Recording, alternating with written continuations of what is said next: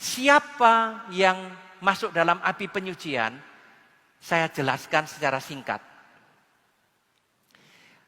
Kadang-kadang orang Katolik sendiri tidak mengerti. Mereka mengatakan orang Katolik itu sebelum masuk surga masuk ke api penyucian dulu, baru masuk surga. Tidak. Ajaran Katolik begini, kalau orang meninggal ada 3 kemungkinan. Kalau waktu meninggal dia dalam keadaan suci, dia dalam keadaan tidak punya dosa-dosa berat, dalam keadaan mau berdamai dengan Tuhan, menerima Tuhan, ketika dia mati, dia layak masuk surga. Langsung, karena dia suci, tidak ada. 1 masuk surga. Kemungkinan kedua, ketika dia mati, dia menerima Tuhan.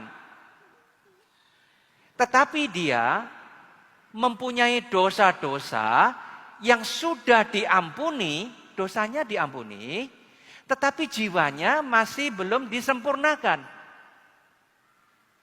Nah, untuk menyempurnakan jiwanya yang sudah diampuni dosanya, Gereja Katolik yakin ada masa sebelum masuk surga, masa disucikan oleh Tuhan yang namanya purgatorium.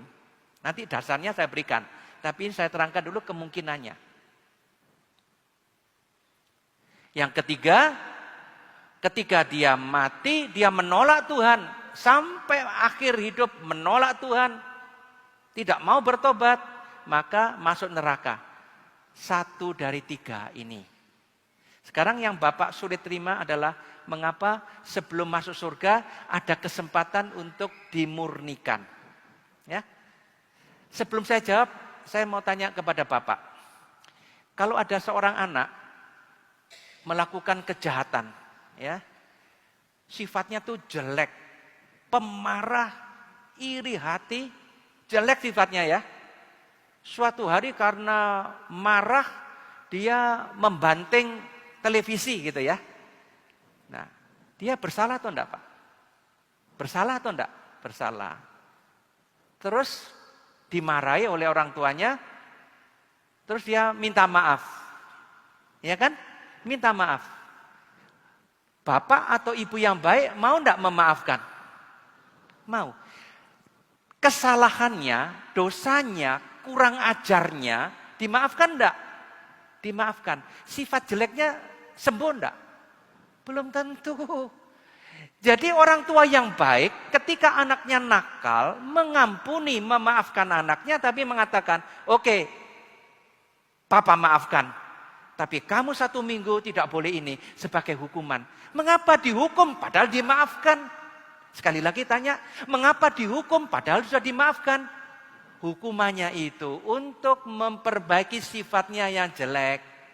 Bedakan antara kesalahannya sudah dimaafkan dengan sifatnya yang jelek yang harus diperbaiki. Nah, dalam Gereja Katolik, orang itu berdosa, itu kurang ajar sama Tuhan. Minta maaf kepada Tuhan, diampuni oleh Tuhan, dosanya, kesalahannya, kurang ajarnya diampuni.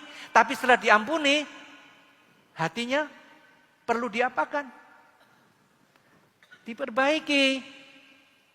Nah, ketika masih hidup di dunia, dalam sakramen pengakuan, orang berdosa, saya marah terus pada istri saya.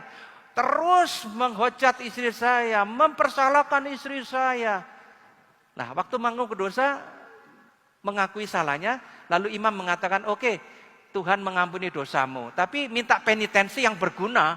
Oke, Bapak, kalau mau marah minum air dan jangan ditelan. Jadi sebelum marah, airnya kan tidak bisa marah. Ya. Itu penitensi, biar bisa menahan marah. Oh, Bapak harus banyak puasa. Ini terlalu banyak minum minuman keras, makanya pemarah. Orang pemabuk itu pemarah. Maka Bapak harus, ini bukan tentang Bapak loh ya, ini hanya contoh ya. Bapak tidak boleh minum-minum lagi gitu. Itu namanya penitensi yang berguna untuk memperbaiki jiwanya yang rusak. Itu selama di dunia, Pak.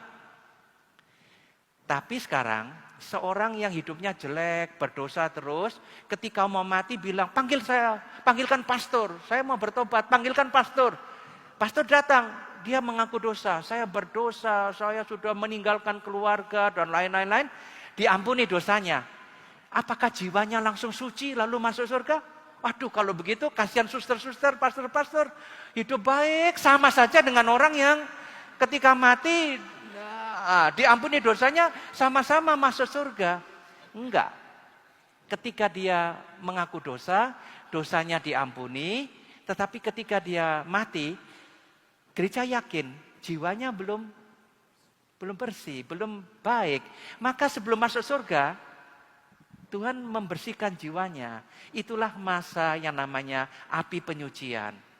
Apa itu seperti neraka? Makanya disebut api? Tidak. Tidak sama dengan penderitaan orang yang ada di api neraka yang menyiksa. Api penyucian ini disebut api karena sifat api itu menyucikan. Dan orang yang di api penyucian menderitanya bukan karena disiksa. Orang yang di api penyucian menderitanya karena menyesal bahwa sudah berdosa, menyesal belum bisa ketemu Tuhan secara penuh karena masih disiapkan untuk bertemu Tuhan. Masa menunggunya inilah menderita sekali. Maka digambarkan seperti api.